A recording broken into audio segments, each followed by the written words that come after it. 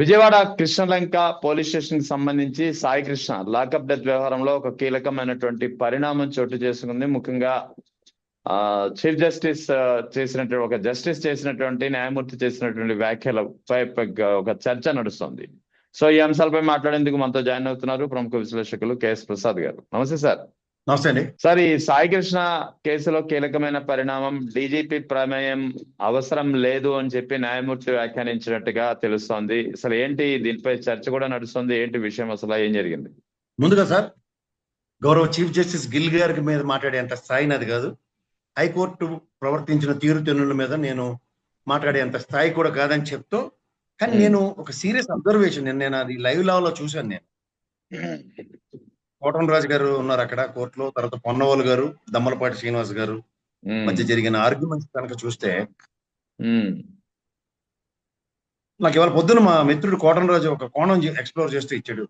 ఒకసారి చూడండి సార్ మీరు ఒకసారి ఈ కోణంలో అని చెప్తే, నేను ఆలోచిస్తే నిన్నటి నుంచి కూడా నేను అది ఫాలో అయ్యి నేను అర్థం కాని విషయం కింద ఉన్నది ఏంటంటే,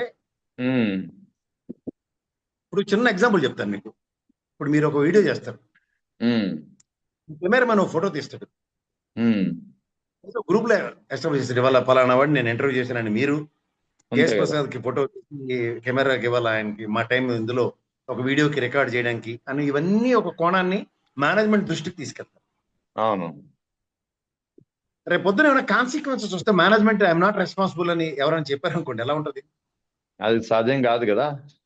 అలాగే ఇవాళ మీరు ఒక విషయం జాగ్రత్తగా గమనిస్తే, ఒక ఎన్బిడబ్ల్యూ కేసులో మార్కాపురం నుంచి తీసుకురావాల్సింది, గతంలో మనం చాలాసార్లు మాట్లాడాం. అవును. మార్కాపురం నుంచి తీసుకొచ్చే కేసులో ఈ ప్రాసెస్ లో ఏసీపీ గారికి, ఎస్పీ గారికి, టాస్క్ ఫోర్స్ ఏసీపీ గారికి ఎవరికి తెలియకుండా ఆయన తీసుకురావడం జరగదు. రెండోది, ఇంత ప్రాసెస్ లో ఎస్పీ గారు నెక్స్ట్ లెవెల్ ఐజీ గారు, స్టేట్ లో ఒక 5 ఐజీలు ఉంటారు. 5 ఐజీల సంబంధించిన రిపోర్టు డీజీపీ గారికి ఉంటారు. ఇంతకన్నా దానికి నేను ఒక చిన్న సమాధానం చెప్తాను, అంటే ఆయనకి క్షమించండి అని అడుగుతూ చెప్తాను. ఇప్పుడు గిల్ గారు చీఫ్ జస్టిస్ గా హైకోర్టులో ఉన్నప్పుడు ఒక రాష్ట్రం ఉంటుంది. ఇవాళ ఏ బెంచ్ కి ఏ కేసులు వస్తున్నాయి, ఏ బెంచ్ లో ఎవరెవరు జడ్జిలు దీన్ని ఇచ్చేస్తారన్న దాని మీద ఆయనకి పూర్తి అవగాహనతో ఆ రాష్ట్రం ఇవాళ ప్రిపేర్ అవుతుంది. అవును. రాష్ట్రం ప్రిపేర్ చేస్తే అది చీఫ్ జస్టిస్ గారి కన్సర్న్ లోనే జరుగుతుంది, అంతే కదా. కానీ ఆ కేసు నాకు అవగాహన లేదని ఎవరైనా చెప్పగలుగుతారు? రేపొద్దున సుప్రీంకోర్టు రూలింగ్ ఇచ్చింది అనుకోండి, హైకోర్టులో పలానా చీఫ్ జస్టిస్ గారికి దీని మీద అవగాహన లేదని ఒక రూలింగ్ వచ్చింది అనుకోండి సార్, నాకు ఇక్కడ రాముడు కప్ప కథ చెప్పాలని ఉంది.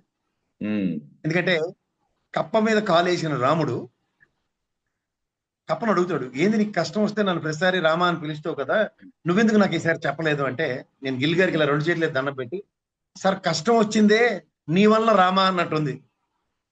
ఆ కప్ప చెప్పిందట, నువ్వు నా మీద కాలేసావు రామా, కష్టం నువ్వే ఇస్తే నేను మళ్ళీ నీకు మొరపెట్టుకుంటే ఏం చేయగలుగుతావు నువ్వు మాత్రం అని చెప్పి నేను అరవలేదంట.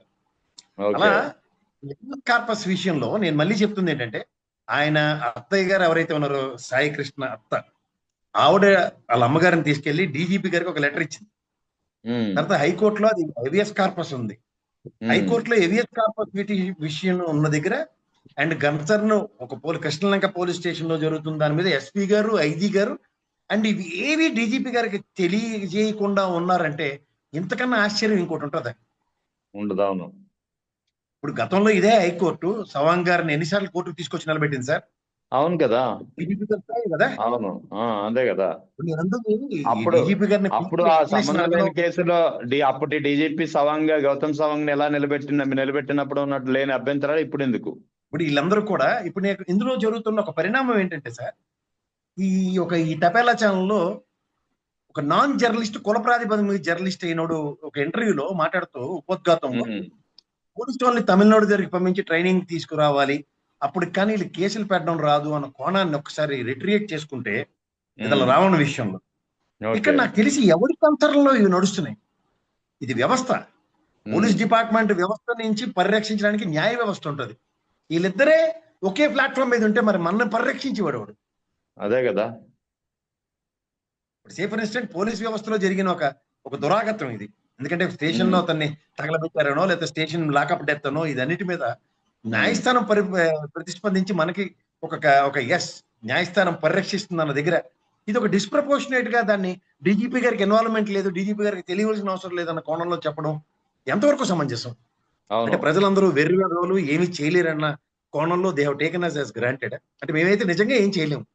అవును అవును నిజంగానే ఈ ఇది చాలా నిందితు ఇక్కడ బాధాకరంగా ఉంది. ఇక్కడ ఈ సాయికృష్ణ కేసులో నిందితులే పోలీసులు అయినప్పుడు ఖచ్చితంగా న్యాయ వ్యవస్థ జోక్యం చేసుకోవాలి. న్యాయ వ్యవస్థ దానికి తగ్గ విధంగా పరిష్కారం చూపించాలి. ఎందుకంటే ఆ మిగిలిన వ్యవస్థ న్యాయ వ్యవస్థ కాబట్టి ఆ న్యాయ వ్యవస్థ పైనే ప్రజలకు కానీ ఆ బాధితులకు కానీ ఎంతో కొంత నమ్మకం ఉంటుంది. ఇందులో క్రిటికాలిటీ చెప్తా సార్ మీకు. ఉమ్, కృష్ణలంక పోలీస్ స్టేషన్ పరిధిలో కెమెరాలు పోతే ఒక విజయవాడ స్టేషన్ పరిధిలో కాకుండా విజయవాడ పరిధిలో ఇంక్లూడింగ్ ప్రైవేట్ కెమెరాలు కూడా పనిచేయలేదు. అది తెలుసా మీకు అది? ఆ డెవలప్మెంట్ తెలుసా మీకు? యా తెలుసండి, విన్నాను. విన్నాం కదా, వాస్తవం అది. అవును ఈ నేలాజికి తీసుకెళ్లారు, ఎక్కడెక్కడ బస్ స్టాండ్లు తిప్పారు, అక్కడి నుంచి తీసుకెళ్లి అవును తగలెట్టారు. ఆ ఏరియాలో ఉన్న ప్రైవేట్ సిసిలు కూడా పనిచేయలేదు. ఇంత దాని మీద డీజీపీ గారికి సంబంధం లేదంటే ఏమనాలి సార్? నాకైతే నోరు మాటలేదు నిన్నటి నుంచి. అంటే ఏంటి ఇది చాలా బాధాకరంగా ఉందండి. దీని వెనుక కారణాలు ఏమై ఉంటాయి అంటారు? జస్టిస్ ఆ వ్యాఖ్యలు చేయడం వెనుక డీజీపీ ప్రమేయం లేదు, ఉండదు అని చెప్పడం వెనుక కారణం ఏమై ఉంటుందని మీరు భావిస్తున్నారు? ఇందులో సింప్లిసిటీ నాకు ఎందులో కనిపిస్తుంది ఏంటంటే simple equation. It's a beautiful conspiracy, properly designed with huge heads, and end of the day scapegoat Nagaraju at the cost of Pawan Kalyan. అది ఇది తప్ప నాకు ఇంకేం కనపట్లేదు. ఎందుకంటే మీరు జాగ్రత్తగా గమనిస్తే ఆఫ్టర్ ఆల్ ఒక క్రిమినల్ ని, after all anti social element ని నేను పరామర్శించాలా అంటే ఎవరికి అనుమానం రాకుండా చంద్రబాబు గారు పిలిచి ముఖ్యమంత్రి హోదాలో ఆ ఫ్యామిలీకి సంఘీభావం పరామర్శలు చేశారు. అవును కదా. సబ్సిక్వెంట్ డెవలప్మెంట్ ఇప్పుడు ఏమీ తెలియనట్టు నాకు సిబిఐకి ఇవ్వండి అంటారు. రేవల్ల వివేకానంద రెడ్డి కేసులో ఆ కత్తులు గొడ్డలు చెరువులు అప్పుడు ఎత్తుకున్నట్టు వీళ్ళు ఎత్తుక్కుంటారా? అట్లీస్ట్ వాళ్ళు సిట్ 1 సిట్ 2 రిపోర్ట్లు మాంతి గారిది, ఏబి వెంకటేశ్వరరావు కనీసం పరిగణలోకి తీసుకోలేదు. మరి ఏం ఉత్తరించడానికి సిబిఐ అడుగుతున్నారు నాకు అర్థం కాదు. టైం వేస్ట్ అయితే ఏబిఎస్ కార్పస్ పిటిషన్ గా హైకోర్టు పరంగా దిక్కు లేనప్పుడు సిబిఐ వచ్చి ఏడు చేస్తారు. ఇది మరీ టూ మచ్ సార్. ఇది నిజంగానే హెవియస్ కార్పస్ పిటిషన్ అంటేనే it self indicates the gravity of the petition. అటువంటి పిటిషన్ పై వెంటనే విచారణ చేయకుండా ముందేమో జూన్ 29కి వాయిదా వేయడమే ఒక ఆలోచించాల్సినటువంటి అంశం అయితే, తర్వాత ఇప్పుడు మళ్ళీ జూలై 15కి నిన్న ఈ డెవలప్మెంట్ డీజీపీ గారు ఇన్వాల్వ్మెంట్ లేదండి. అదే ఇది ఒకటి. అంటే నాట్ దట్ కోర్ట్ పర్వ్యూలో కొన్ని సర్కమ్స్టాన్సెస్ లో if they give deliberations we accept it. ఇదేంటి సార్ ఇది ప్రతి పాయింట్ లోనూ డీజీపీ గారు కనబడుతుంటే అక్కర్లేదని చెప్పడం ఎంతవరకు సమంజసం?